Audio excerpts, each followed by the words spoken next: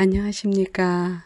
19강에서 29강까지 설명을 마무리하는 의미에서 오늘은 바이러스성 질환자와 부부 생활을 하는데도 엄청난 면역력이 있어서 무감염, 무항체로 무사할 수 있는가란 주제로 설명을 드려볼까 합니다.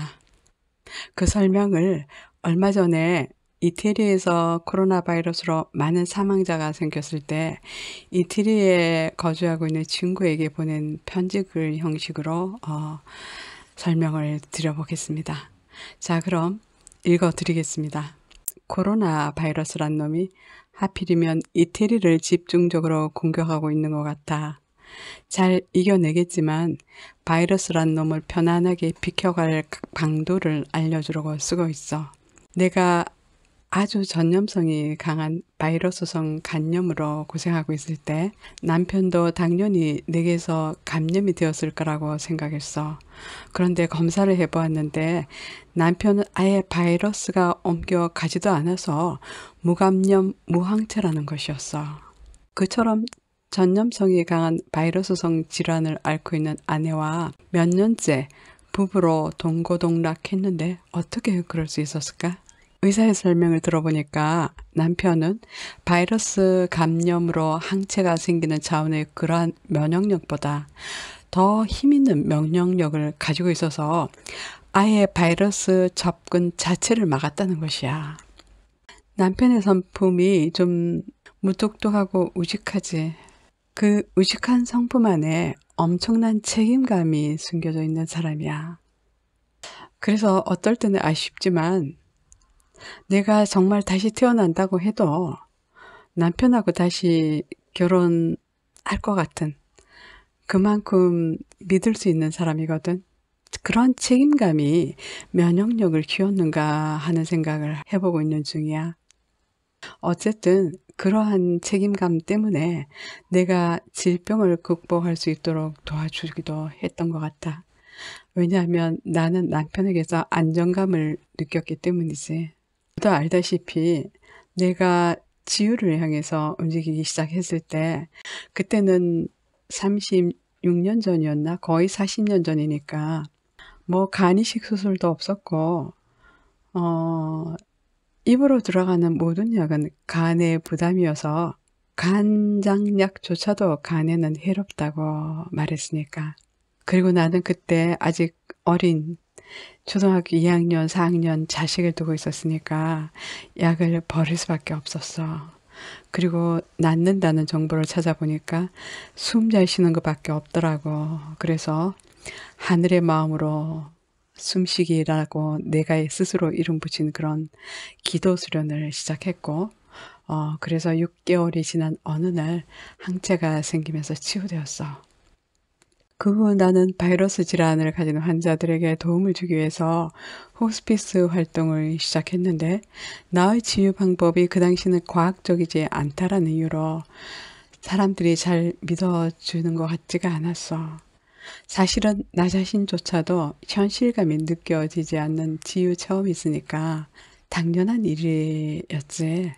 그래서 나는 내 치유에 대해서 나 스스로가 납득하기 위해서라도 치유 체험을 설명할 수 있는 과학적인 언어를 찾아내야겠다고 마음먹었고 마침내 양자파동의학 이론을 찾아냈어.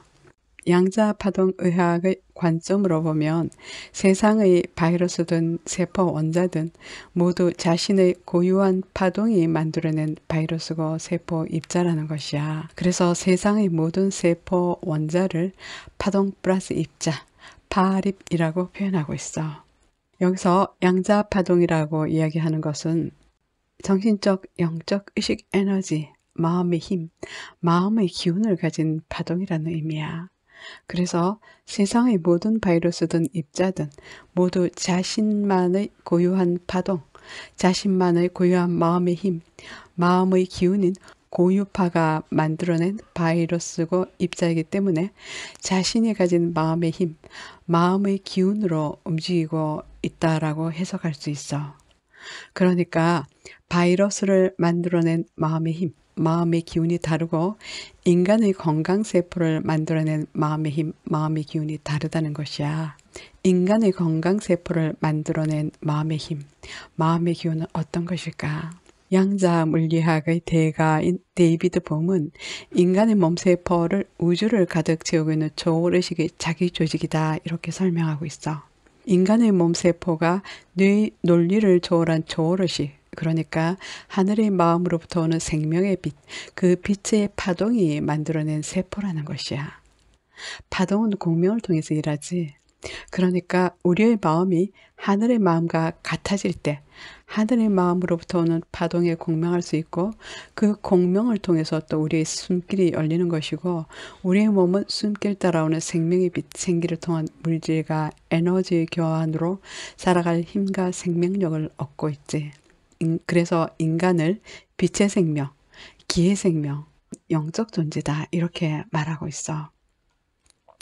그러니까 우리의 마음이 하늘의 마음으로부터 오는 평화, 고요의 파동을 견고하게 지니고 있다면 우리의 생명력은 그만큼 튼튼해지고 면역력도 튼튼해지겠지. 그러니까 우리의 마음이 바이러스의 고유파와 공명하지 않을 수 있는 몸이라서 바이러스에게 공격당하지 않을 수도 있을 것 같아. 남편의 그 면역력은 그렇게 온 것이 아닐까 싶어.